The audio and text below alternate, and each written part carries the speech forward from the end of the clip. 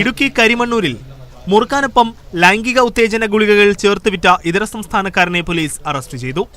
വർഷങ്ങളായി കേരളത്തിലെത്തി പാലായിൽ താമസിക്കുന്ന ബീഹാർ പട്ന സ്വദേശി മുഹമ്മദ് താഹിറാണ് പോലീസിന്റെ പിടിയിലായത്. ഇയാളുടെ മുറുക്കാൻ കടയിൽ നിന്ന് നിരോധിത പുകയില ഉൽപ്പന്നങ്ങളും പോലീസ് പിടിച്ചെടുത്തു. ജില്ലാ പോലീസ് മേധാവി ടി.കെ. വിഷ്ണുപ്രദീപിന് ലഭിച്ച രഹസ്യവിവരത്തിന്റെ അടിസ്ഥാനത്തിൽ കരിമണ്ണൂർ SHO VC വിഷ്ണുകുമാറിന്റെ നേതൃത്വത്തിലാണ് പരിശോധന നടത്തിയത്.